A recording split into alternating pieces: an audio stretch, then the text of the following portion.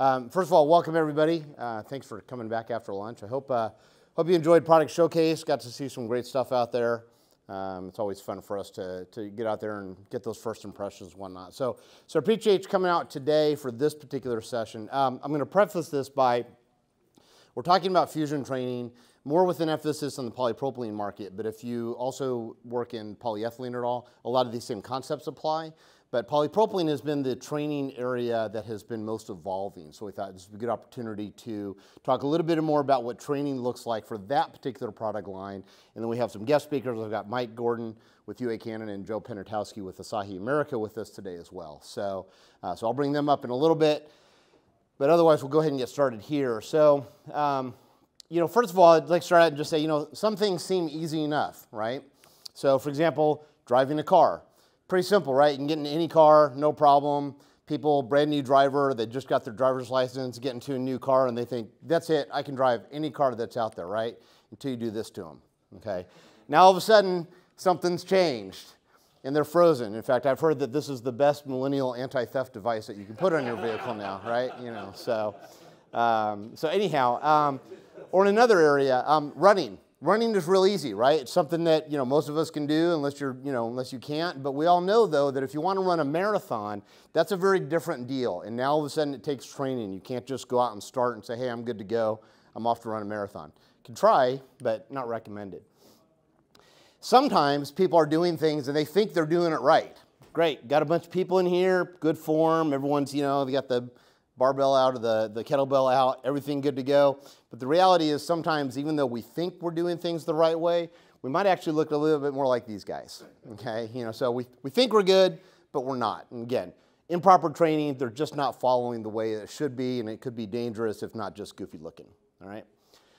So without proper training, this applies to both polyethylene and polypropylene, a couple of things will happen. So the tendency is to, one, blame the material. Something went wrong, told you that pipe isn't any good, right? Or they're going to blame the equipment. Yeah, I tried this newfangled fusion equipment, didn't fuse right, pipe's bad, material's bad, whatever. Or they're going to blame the process. DVS, DIVIS, I don't know what that's all about. There's something wrong, it's too hot, not enough temperature, too complicated, whatever the case may be. So what happens is, if somebody's new to polypropylene, then there might be a tendency for them to return to the old material. Okay, so I've been doing copper for a long time, steel, whatever, PVC, whatever. I'll just go back to that stuff because I know it works, right? I know it leaks, that doesn't matter, but it works, right? And in some cases, and we see this in the market, and I know a lot of you do as well, they might even be looking for a reason to not use polypropylene. So if they're coming into it, it's brand new, they're like, I don't know about that stuff, and then the first thing that goes wrong, they're gonna, yep, see, I told you so. I've been doing this 20 years, I know better, okay? So these are things that we are always mindful of. We hear it, we know you all hear it. So common practice though, when it comes to training, is that there's a heavy focus currently on pipe products, product offerings, properties, systems design. Okay, all good things, all very important to any pipeline installation. And then the students will receive a pipe qualification. So usually this is manufacturer training, whoever the pipe manufacturer is. You learn all about the pipe, you learn great information, you have a pipe qualification so that you're good to install that pipe based on their credentials, their criteria, meets the warranty requirements, all of that, okay? The downside is, or the other challenge though, is that when it comes to the tooling and the process, it's often a more high level or generic focus on that. In fact, we've looked, we talk to people, we see other training material, nothing wrong with that, but it's about 20% of that is devoted to the equipment and the fusion process. So again, it makes sense. If I'm a pipe manufacturer putting out training, I know my product well, so I'm going to focus a lot on that, and then it's a little harder, a little bit more challenging to get in on the equipment and the process, okay? The challenge there is that then there's no tooling qualification. So I'm sending people out in the field saying, you know all about the pipe, but we've shown you how to do the tools. We believe you know how to do the tool pricing, but we don't necessarily qualify you in the same way that we would on the pipe.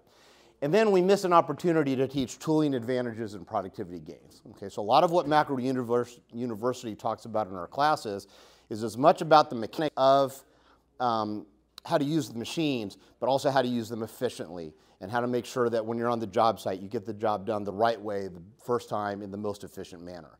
So a lot of times the training is just currently structured to where we're missing some opportunity. We know, however, that there's some challenges with delivering this training.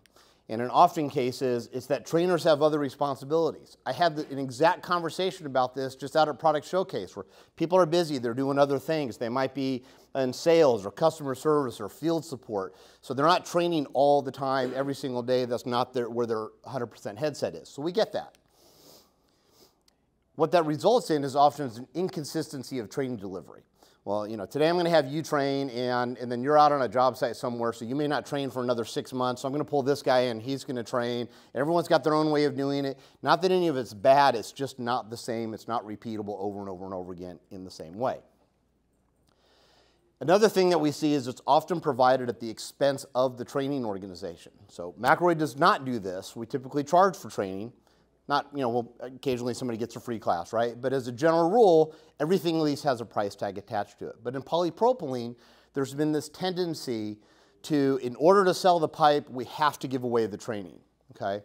So maybe once upon a time, yes, but we see more and more where people are like, yeah, we get it. There's a charge for that. There's a cost for that. Maybe you build it into your quote or whatever, but you should get reimbursed for that. The problem with not charging is it potentially lowers the end user's perceived value. If it didn't cost me anything yet, it's probably not that high value, so I'll just go in and do my thing. That's it. Okay. And this is true not only for training, but for a lot of activities. If I charge you, $10 to buy a ticket for a show or free, you're more likely to go if you spent the $10. Okay. So then the other aspect that we see out in the field is what I'm terming as knowledge loss. So what do I mean by knowledge loss? Well, it could be that people forget, but oftentimes on these job sites, we'll have job site worker turnover. So I went out to the job site, I trained a crew of 10, and then 4 days later, that crew's gone and they brought in another crew. Meanwhile, my trainer, who is onto another sales call, can't get back, and now all of a sudden I've got a new people out there, I've lost that knowledge that I trained, I've got a new group that doesn't necessarily know what they're doing, okay? And then on top of that, the way things are structured is there's minimal or no refresher or no on-the-job resources. Everything is tied to, I'll show up on the job, I'll train you, I'll walk away, you're good to go, and then that's it. So what does that result in? Well, it may look something kind of like this. So I'm really strong on one side. I know all about the pipe. I know about the properties. I know how to install it. I know how many feet I need to hang my hangers apart, but I'm a little weak on other aspects, okay? What we all recognize, though, is that in order for any given job to be successful, you've got to have a well-rounded training effort. So if I'm going to do the American Ninja or Ninja Warrior, if I want to run this obstacle course, I can't just work on, arm pull-ups. I've got to work on legs and abs and CrossFit. I've got to have the whole package in order to be able to successfully run that course and hit the time that I want, okay? So that's kind of the premise of what we're talking about here. So let's talk about what a successful training program looks like. So it starts with people. You've heard that theme a couple of times now throughout Infusion, where we talk about it's people, people, people, people, okay? For Chip mentioned it and some others. So I have the honor and the pleasure of managing a team of 6. This little dot here is an open position that we actually just filled on Monday. Okay, so that's what it was bubble. But this group of 6 are full-time, 100% focused on Macro University. Whether it's content development, delivery, training support, whatever it is, we eat, sleep, breathe, training. That's all we do. Okay. Now, it doesn't stop there within the McElroy system. And if you were at Jesse Smith's session, you heard a little bit more about some of these guys earlier. But then we extend to what I call kind of this next level of support. So whether it's sales support, customer service, trainers, all 3 of these guys can train. They can be in the classroom, but they might also be on there helping somebody get a course set up, or they need to schedule, or they need equipment or tooling, whatever it is.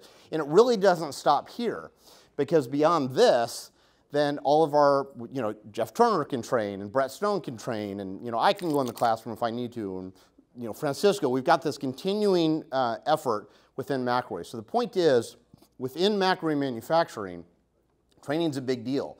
Part of why you saw Chip talk about our new training facility the way that he did. We put a lot of time and effort into this, okay? And we see the benefits. So another aspect about a successful training program is it covers multiple modalities.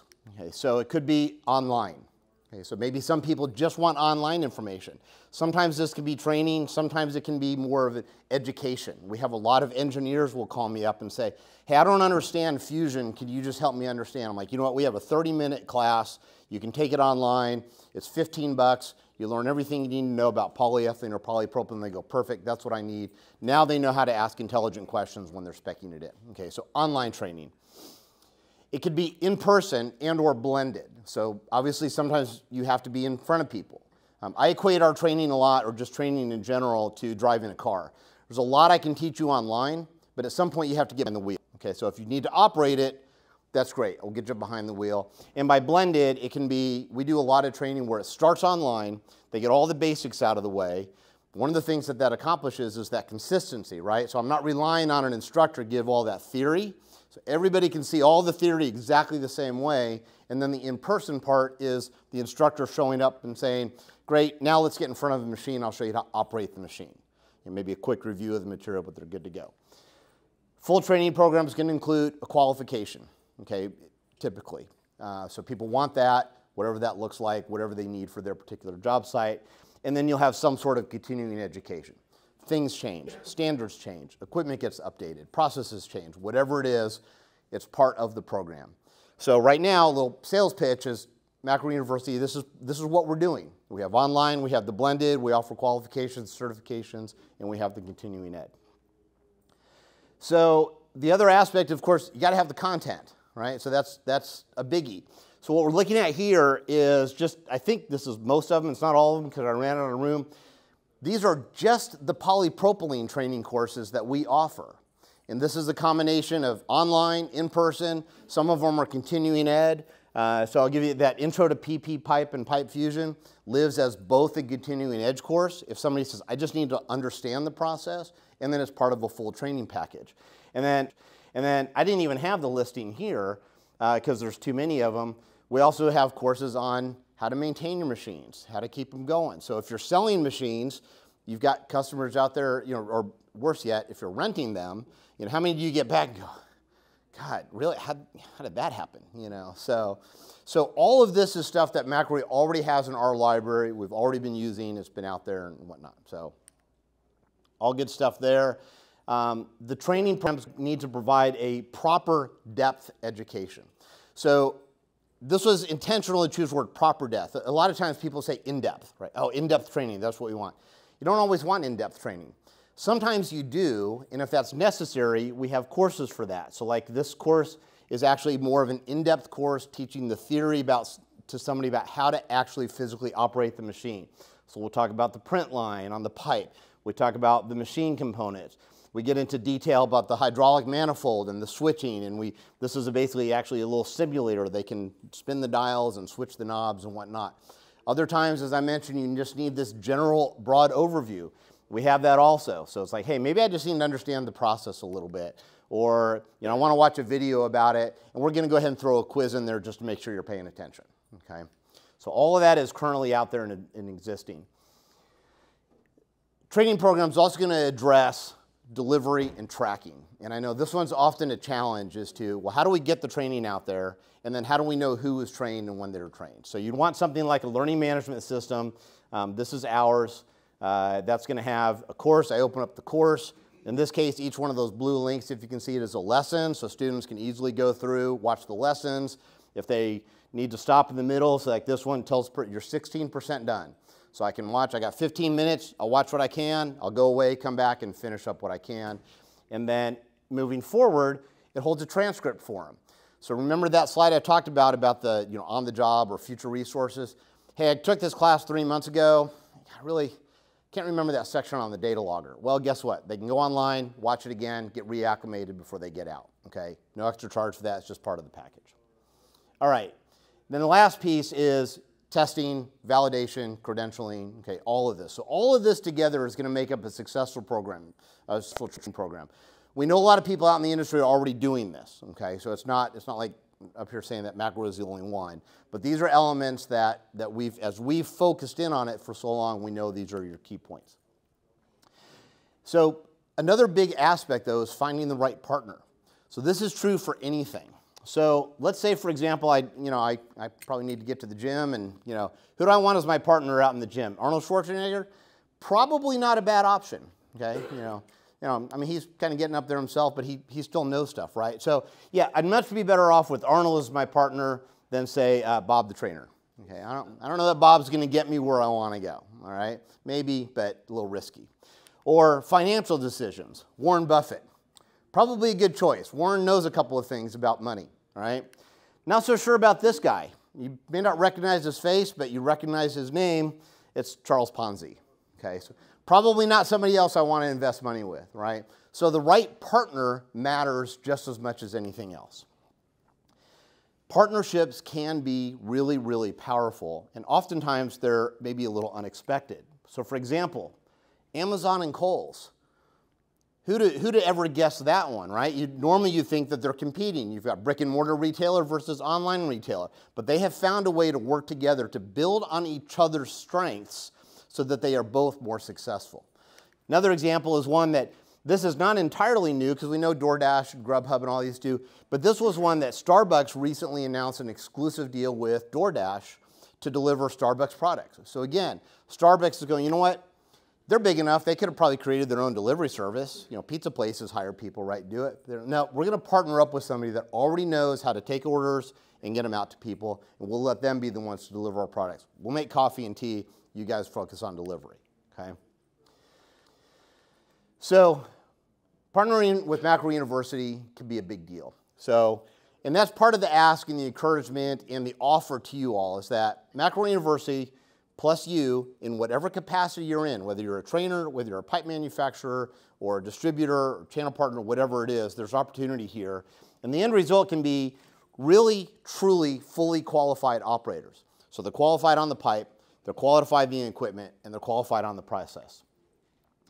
More productive job sites, because now they're going to know how to use the equipment properly, and a more productive job site is going to benefit all of us. It's a protection of their investment. So whether it's just that they knew how to use the machine right and didn't break off a jaw, or they knew how to maintain it properly so that they're not having to call you for stupid stuff, or they don't break something, or whatever the case may be. Greater adoption. When people know what they're doing and it's easy and it's fun, then they go, yeah, that was no big deal. I got good training, I'm in, all good. Okay?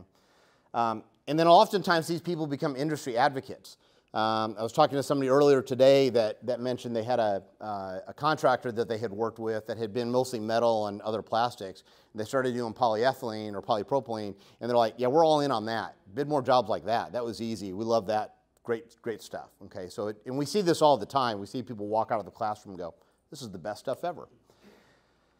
In the end, it's a mutual success for all of us. Okay, so this is something that we're always interested in partnering with people. And really, I kind of wanted to breeze through that fairly quickly because I want to talk to a couple of the guests that we have. So we've had some work done in the years past with the UA Canada and with Asahi America. So I'm going to bring them up here in just a minute and ask them questions that were no way pre-planned or predetermined. So we'll start with, yeah. So we'll start with the United Association. So a little history. They were founded in 1989, so 134 years old. Okay? They're a trade union representing a lot of different trades. So metal trades, welders. In fact, let's see, he's not in the room, so I can talk about him. I won't say him by name, but their metal guy is here. So steam fitters, quality control techs, and really the area that we are most engaged with is with the plumbers and the HVACR team. Okay, so the UA in total has 370,000 members. That's USA and Canada. There's an affiliation with two other unions. Where's it? Ireland and Australia. So there's an affiliation there as well. And one thing to note is that they are heavily focused on training. $300 million spent on training annually. Okay, so it's a big deal. It's a big deal for them, and it's a great partner for us. McElroy has had a decades-long relationship with the UA. They have a training program that's in Ann Arbor every year that we've been going to for 20-plus years. So we've only been able to deepen that relationship over time. So specifically, let's talk about UA Canada and NOSC. So UA Canada is obviously the Canadian group. About 60,000 members in Canada across 30 some odd locals. Yep. So So NOSC stands for the National Association of Union Schools and Colleges. And that is basically, it's a platform for national training programs. So UA in Canada works a little bit differently than in the US, where they have this platform. They're able to roll out training on a national basis. Okay, so it makes it really easy for them to have consistency. And again, same training. If I get trained at Local 46 or somewhere across the country, it's the same training, same program, same credentials, same everything. Okay, so our formal training partnership started with them in 2018. So it's been a little while, definitely growing. So I want to bring up Mike Gordon. Mike, switch places with you here so I can put my notes of my not predetermined questions. There goes your credibility. Yeah, well, that's the way you go. You know, most of these people know me and they're like, yeah, there's no way. That's right. So, so Mike is the director of Canadian training, so everything basically funnels up through him on that. So first thing I've got on here is, tell me a little bit more about the emphasis that UA Canada and NOSC places just on training in general. So I have the privilege of working with about upwards of 33 locations across Canada, over 1 million square feet of training space spread across the country. They're all leading a team. And then myself, Jamie McPherson over here, one of our national training specialists, Ray Lemieux, I've now mentioned him by name, is in another room. Metal guy. We spread out to bring back, there's information, it's a reciprocal thing here, right? There's one expectation from our members, that we prepare them for success. So that means their expectation is of us, where do we bring value, is that we scout what is the best.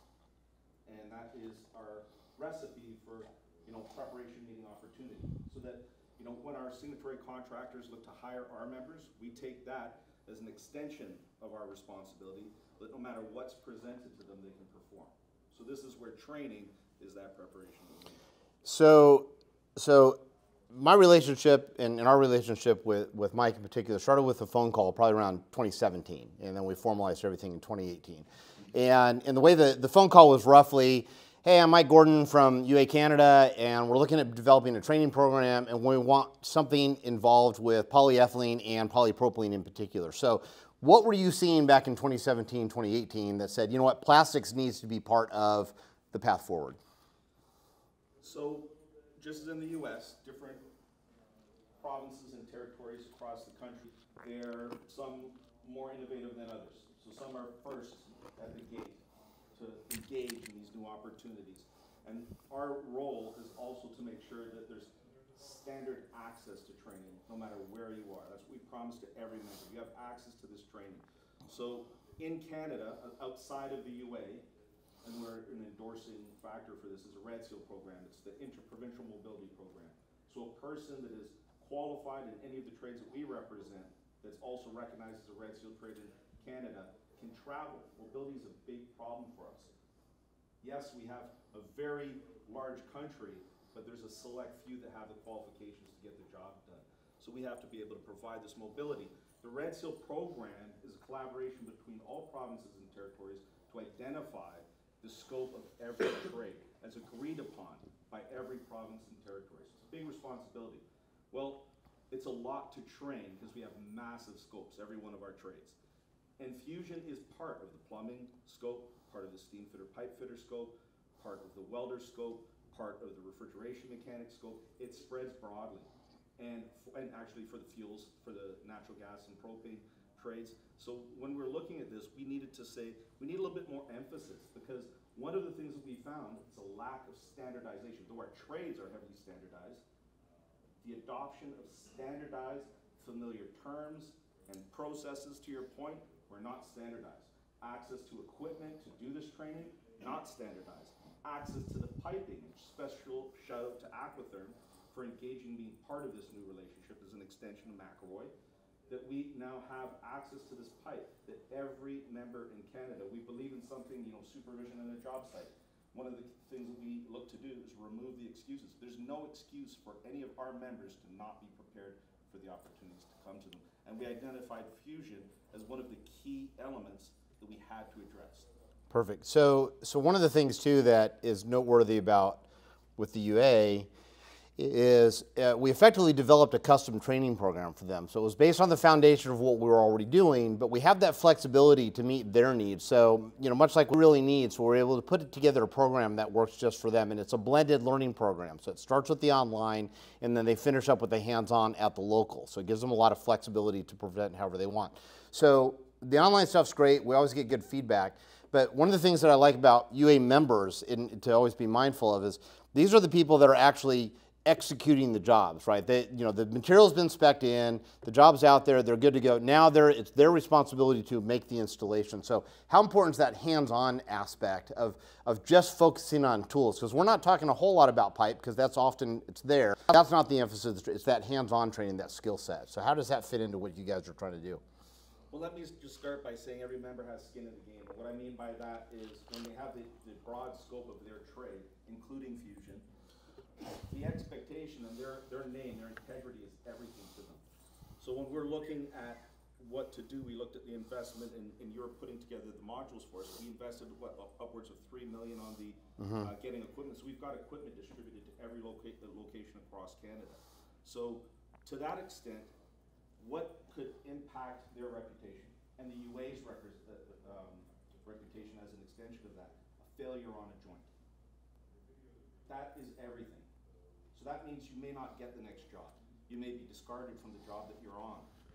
So having that standardized process, that standardization was key to us, and partnering with McRoy allowed us to get there. Yeah, and it's worked really well, and it's been great. And it gets back to that portability, that consistency is, again, wherever they're getting trained in the country, it's the same program. So tell me a little bit, I referenced earlier about the apprenticeship program and the training that we do in Ann Arbor, the event that so polypropylene is fairly new to that event. It's been there for a few years, but this year we did a training class specifically on polypropylene. So talk a little bit about what that competition is all about and how that benefits the UA and then the market in general. So we're always into recruitment, engagement, bringing in and forecasting the needs of labor in our industries, the industries that we all represent. And part of that is apprenticeship. It's inherently part of what we do, and delivering that training. The apprenticeship competitions, as the UA calls it, or world-bound competition, the skills competition. So that could be at the state level, provincial level. It goes on to by the country, and then it goes on to the world competitions. But we're engaged in everything. And why? Because we believe in our future. We need to make sure that there's a message that we value our future, that we're invested. We invest about, Jamie, what, 3 million just in Canada alone, probably around 3 million a year in these different promotional activities and engagement with this. So what does it also give us an ability to do? To scale not only our UA members that are participating in the competition, but members that aren't UA, and identify them. It creates this culture that's inherently part of the UA, which is training is everything to us. And sorry, repeat that last part of the question there. I lost my train of thought. No, just how adding polypropylene has added to that piece of the competition. So we look at apprenticeship, that's the entry level, so bottom up. And we also look at top down. So we're marketing to our signatory contractors, to job site supervision, to adopt this. But we also want, the reputation of apprentices that are fresh out of school or compete in these competitions that come out to job sites is that let's ask the apprentice for what's the latest thing that's happening. And we want that ripple effect coming up from the bottom up. And they're going to be the future workforce. We want them not to be afraid of this. We want them to embrace it. We know it's the future. Jeff put on a fantastic presentation in here yesterday. Asked him for a copy of that, by the way. And it's a method of selling that. Although it's training, we're also traveling salespeople. And that goes back to what I was talking about before about oftentimes these people walk away as advocates. So whether it was part of an apprenticeship program or something else, and it's been fun to go to Ann Arbor. This is not on my list, but quick diversion. As we started to go out to Ann Arbor with polypropylene tools, true story, first year we go out, we'd ask people, hey, are you familiar with polypropylene? Most people go, nah, no, yeah. Next year, I've heard of it, kind of seen it, and I kid you not, after a third year, I had a guy come up, first hour, comes up and says, oh man, you gotta see this. Takes out his phone and starts showing me this whole boiler room system that had all been done in polypropylene. So just in 3 years, he was super excited about it. It was fun. So one of the nice things about our partnership is that there's that consistency, and it's all McRoy tooling. Now, as much as we don't want to admit it, there's other tools out there, particularly in polypropylene. So my question to you, knowing the answer in advance, is was partnering with McElroy and having just that, you know, that's the only tooling in the training center. Does that limit you at all? Are you seeing any issues there? There's a few layers, as you're now beginning to hear from me for the first time. Yes, the transparency is a big factor for us. So partnering with third parties, instead of us vouching to say our folks can do this, we have a third party that's endorsing and saying yes, absolutely they can do it, and they can do it best. That's a big deal for us. When we scouted, we didn't just randomly pick up I didn't randomly pick up the phone and call you. It was a matter of I scouted around, the team scouted around, and we were able to identify who the top manufacturer, who's engaged, proactive with the industry, who is the best partner to start out in this road, and it was undoubtedly McElroy. That's, you know, it's been great ever since, and then you've been a pathway to other relationships, because that's what this is all about, right? Yeah, and it's just been such a hugely successful program. It's one that we talk about a lot at McElroy, just because it was one of our first ventures in this way. It was unique, it was customized, it was a lot of fun. So those are the bulk of my questions. Anything you want to share before you get to have a seat and we bring Mr. Joe up? I'm open for any questions. If anybody in the room, we have a great partnership with Aquatherm, and we're very thankful for that partnership, along with McElroy. We're also looking for various vendors for polyethylene that can distribute in Canada, that's willing to work with us in regards to access to that piping for our members. And there's a big win-win here in that our members tend to vouch for the products that they're most familiar, that they have success. So Aquatherm proactively sees that, they've embraced it. We want to get a polyethylene manufacturer on board as well, so we can continue to build our relationships. Awesome. Thanks, Mike. Yeah, thanks. Yeah, so great partnership, and again, all about the partnerships and all the different pieces pulled together. So, okay, so let's talk about next on our list here, if I can advance the slide. No, I probably hit a button. There we go. So, Asahi America. So, Asahi you're probably familiar with, you may have heard of, small little company. Oops, I got too far ahead. So, leading manufacturer, distributor of fluid flow solutions, valves, actuators, piping systems. Big focus on industrial, chemical, wastewater treatment, high purity markets. Over 1,000 distributors in North America and Latin America. And they also have in-house pipe fabrication shops in Massachusetts and Louisiana. So big organization. Again, somebody we've had a relationship in one way or another, been around, at least see each other at shows, go to dinner. Joe and Jeff and I serve on PPI committees together and whatnot. So we've been in and around each other for a while. But this is an organization that is already really focused on training. They've got 25 trainers and 5 master trainers. So they've got people out there doing this. In 2022, they issued over 1,000 certifications. And so far in 2023, they're at 1,200. So training is definitely growing. So you may bring the question up and say, like, well, then what do they need McElroy for? And that's why Joe Penatowski is here, because he's going to tell us. So Joe, you know, I mentioned that we've always had this good relationship with our companies anyhow, but this particular relationship really started with a conversation about training. Tools and stuff followed very quickly. It's part of the equation, right? But it was all about training.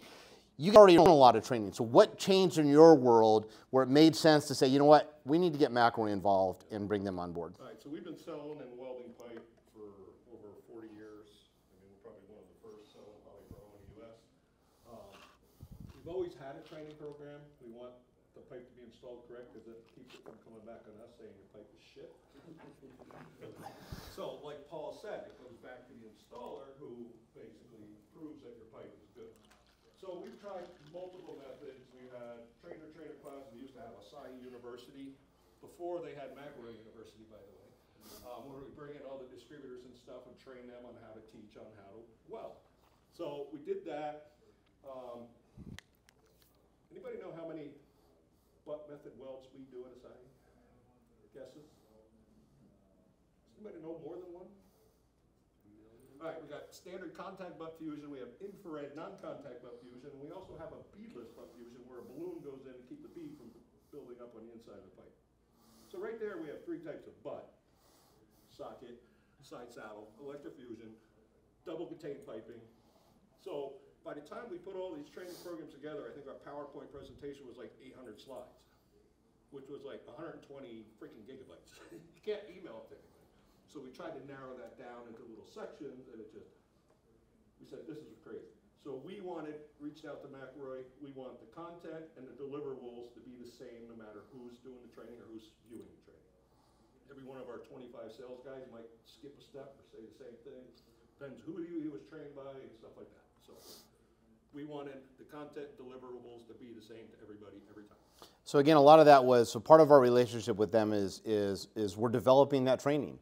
So we've got, again, that's why I brought up the Macaroni University team. We've got the resources to put that together, to make all those deliverables so that they can focus on what they do best, which is pushing out pipe and supporting the pipe, right? And then ultimately delivering the training, because those are two aspects. One thing to develop the content, something else to deliver it. It's easy, once you have good content, deliverability makes it a lot easier. So one thing that I will bring up, and I can say this since it was in the press release a few weeks back, but prior to this, you guys had a lot of equipment that was not green. But you have transitioned over, in the process of transitioning over, wherever possible, everything to McElroy. So tell me a little bit about that decision, how that fit in and whatnot. Yeah, obviously COVID had a big part of it. Delayed shipments from overseas. I won't say which country, which company. Just communication, everything else with COVID. So we started really looking at it, saying we really need somebody based in the U.S. So obviously the green team came up. That was our number one reason. And then also was the data log. Being able to use a data logger on 99% of their tools, which we really want to push for training, validation, QA, QC, any of that. So data logger was definitely a big part. Okay. Yeah, and it's been fun as well, just to work with you guys on the tooling, because it gives us an opportunity to get in front of people again and bring them up to speed, and it's a lot of interaction. We've been having groups of, starting with the Asahi group, coming through. Nice thing is, Shannon and Jeff and I have had a lot of dinners at steakhouses, so that's been really, really good. Almost to the point where, like, really, we're going there again, so, but anyhow, it's all good. So to go along with that, though, is because they have so much equipment, I mentioned earlier about the maintenance training, so that's part of what we're doing. So tell us a little bit about how we're engaging in that and how important that part of it as well, for that your internal team to know how to operate, but also as we get into how they maintain it and whatnot and why that's a big deal. 90% of our business is renting tools out. So I wish people treated the rental tools like a rental car, because they know if they return it and it's damaged, they're going to get charged, but they don't care. Tools come back covered in mud, scratch, broken clamps, whatever. It's just, you guys know. Whoever rents tools, you know. So, part of the inspection program is how do we keep track of these tools out in the field? What maintenance has been done? What common repairs have been done? So we plan on using the inspection tool to be able to track all this stuff. We do it now in Excel or different reports and all this stuff, but to have it in one location on the wall where we can look up each one of our tools and say, okay, this one is broken down 4 times, it's 6 years old, you know what? Either dump it or sell it. Replace it. And that's where, again, that's why I mentioned the one bullet on the maintenance training we have. So again, it's that powerful partnerships and making sure that they're covered and that they have all the needs that they have in addition to the stuff that is the real obvious things, okay? So I'll ask you the same kind of semi-loaded question that I asked Mike is, there are other manufacturers out there, particularly in polypropylene, that we see that have some level of penetration. You guys have gone all in with McElroy, and again, it's rental market mostly, but do you feel like that's going to limit you at all? And somebody say, hey, I want another machine, or any challenges there? No, I mean, obviously not. McElroy developed that Polygon LT in 8 months because of a need for us. We weld a lot of Halar, which is ECTFE. 3-second close time. That tool was designed to hit that 3-second close time in half through 2-inch. It's amazing. And we used to have a special heater mirror for it. They developed that tool to help us out for that need. We have other needs, shop tools, fitting and fabrication, stuff like that, which is on Shannon's list and Jeff's list. But yeah, mainly, the field tools you guys offer now, like the quick fit. We got customers saying, they're great tools. How about IPS inserts for it? So that's on the list. We're going to keep going. So, yeah. And you bring up a good point too, because just like so many of you, if you've been around McElroy a long time, the nice thing about our channel partners is nobody is shy about telling us what we're not doing right or what else they need, okay? which is good. We want to hear that. But that being said, it's the same for training, okay? So I won't go into details, but Mike called me, Joe called me a couple weeks ago and said, hey, when we're done with this other thing, here's 3 more that we need. And it wasn't even on our list before. We kind of had talked about it once before, but it was like, here's the priority. So even on the training aspect, if there's training modules that you need or courses that you need or whatever, again, we've got the resources and the tools to partner up with you to do that. So I mentioned those other metal widths, infrared, non-contact, beadless. Microwave doesn't make those tools. But they're helping us develop the training program with our information. We ship a tool down here, they take pictures, make videos, so they'll help us out with somebody else's tool. But it's going to help us. and ultimately it helps the market as a whole because people are putting the right kind of products out, and so a lot of it, there's a bigger, we can talk polyethylene, we can talk polypropylene, but oftentimes, depending on which conference we're at, we're really talking plastics. So as it broadens out a little bit, there's advantages to all of that. So, yeah. We don't only just weld PP and PE. We have PVDF, ECTFE. So even though their training program says PP butt welding, it still works for PVDF, ECTF. It's just the weld parameters are different. So we have to at least mention that in there. This class is based on PP, but it still covers all the other materials. Awesome. Butt weld is a butt weld. Anything I miss? Any other great things that you want to say about us that'll make us all go? Awesome. Okay. I'm very enthusiastic about this whole thing. All right. Thanks, Joe. That's all I've got. And yeah, so thanks for that. I appreciate that. So next steps. Obviously, we're passionate about training. It's a piece of McElroy that oftentimes people don't fully understand how passionate we are about the training. It's just something that they know, or maybe they saw the logo or whatever. So that's part of the reason for this session. We're passionate about these partnerships, and we want to have the right partners. We want to partner up with you, and really in whatever capacity. If you're a pipe manufacturer, then we want to talk to you about a cohesive training program that includes both equipment and pipe. So if you've got training, we combine those together, we go to market together. Here's something that covers it all. If you're a distributor, same thing. Let us work with you on the training. Let you worry about getting things out in the field, getting going. We can help back up that training program so you're not having to spend time creating that. Hey, new standard came out. Who's going to update all the PowerPoint slides? We've got you covered on that one. And the bottom line is really, together we're better. Okay, this is a big deal. McElroy cherishes our partnerships. In fact, I'll tell you a story about when I first started at McElroy. I was talking to one of the guys who'd been here a few years, and I didn't really know the industry that well. I was kind of new to it all, and I said, so tell me, what do you think the biggest thing is that sets McElroy apart? And at the time, there were other competitors that have since gone by the wayside. And without hesitation, he says, our distribution network. Okay, so at that time, that was the conversation. It was these partnerships that we have that let us get out in the market, get that feedback out. So what we've been trying to do with McElroy University, same idea, right? It's just now it's a knowledge product instead of a physical product, but it all supports, it all helps. So when you're ready for the next step, it's real easy.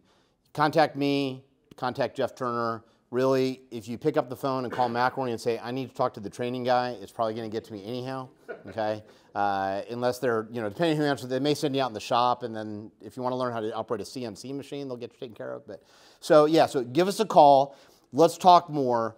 For sure, work together to put whatever the training is that you need, however we can help you and support you, and go out together and go from there. So, Jeff, I'm going to. You want to add anything? This is you're the polypropylene guy. Did I miss anything? No, I think all three of you guys really added all the color commentary you needed here. It's if you guys have any questions or any thoughts, how you can get involved or how you can get your partnerships involved in any of the training, we'd love to talk to you guys. And the program and everything that Paul and his team has built is very easy for us to include additional partnerships into that. So there's consistency across the board. So how they've rolled this out and the partnerships that we've put through this is shown a lot of success. And we can help make training much easier and better across the board for folks, especially from that qualified operator standpoint. So we're excited about it. Yeah, awesome, thanks. And I'll just end with, oftentimes when somebody comes to me with questions about training, my first question is, what do you need? Okay, so we start there, and then we'll say, what do you need? Okay, here's what we've got. Where does that fit the need? Where do we need to tweak it? Sometimes we can get it done pretty quick. Sometimes we're not. So by all means, don't, just because you saw something that's, well, I didn't see a class up there for this. That's not the conversation. What do you need? Let's talk about getting you there, okay? So That's all I got. Any questions? Comments? I'm here all week, so. So when you guys train people, you have your combination of in-person and online training. Where do you draw the line in terms of this is sufficient for an online context, or versus we need to bring someone in to train someone to use this? Like, for example, can you get a full Fusion certificate? Like, let's say you want to learn butt fusion on an Acrobat 160, Right. Can you completely do that all online, or do you always require that someone comes in at the end and like verifies that they can use the equipment? Or? Yeah, so for any kind of operator qualification, there is always an in-person hands-on component, okay? So the only exception is on the polyethylene side, we have an inspector course that you can complete online. We're developing one for polypropylene with the idea there that they're not actually operating, they need to understand concepts, procedures, stuff like that, right? But in order to become a qualified operator, you have to get in front of somebody and actually fuse pipe and go from there, and that's how you get checkbox, yeah. My plan, Scott, is to have people go through the online course, and then either have one of our sales guys who's certified to inspect the welds, or if the customer hooks up a data logger, takes pictures of the welds, I can validate it from my office. And I'm okay with that. If they've gone through the training, I can look at the weld, see the graph. I'm okay with that. So we can either have an in-person inspection, actually physically watch them do a weld, or I can do it remotely with the data logger. Yeah, and again, some of that goes back to custom. In fact, I saw Ryan. We did a test, a trial back a few years. I think you were involved in that. Was we were trying with the HoloLens in Guam actually. So we were experimenting then during COVID. Hey, can we do that and whatnot? You know, so all that stuff's on the table. But normally the process is online concepts, hands-on, and go from there. So, questions, Clint. Refresher courses. I mean, like you probably do repeat this or have a refresher every 3 years or something like that, right? What is a refresher program? So in the polyethylene world, there's a standard. It's ASTM F3190 that dictates what that looks like. We follow the same for polypropylene because there's not anything overriding. Basically, what a requalification looks like is a qualification is good for 2 years, and then after 2 years, within 3 months of their time frame, they have to show that they've been fusing pipe, that they've been doing it for a while.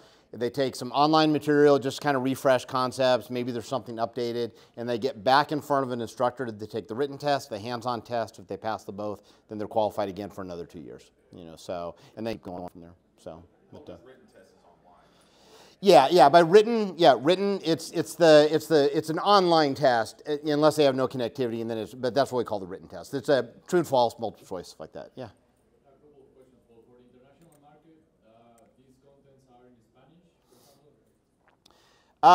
Some.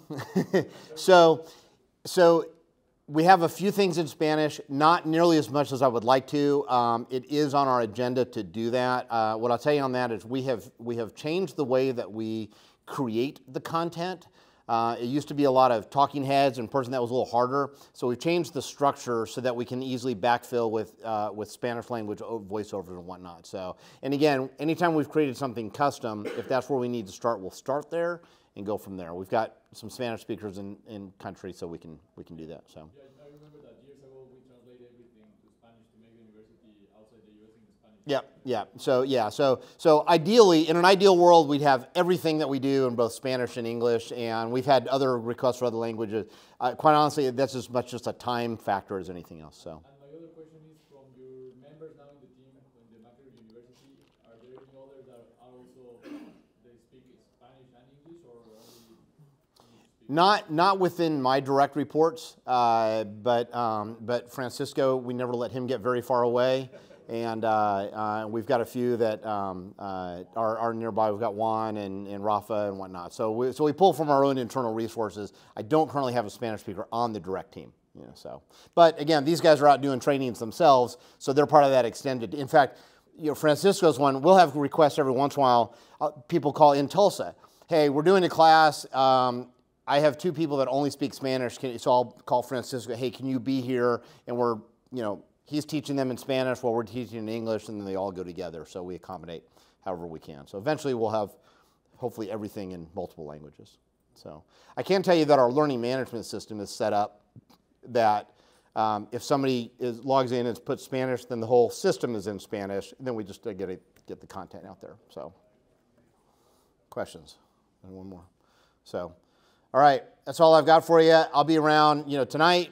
I'm here, you know, I'm here all week. I won't be here next week, but feel free to shoot me an email. And if you have any questions, otherwise, yeah, reach out to us and yeah, let's see what we can do. So awesome. Thanks everyone. Appreciate it. Thank you guys. Appreciate your help.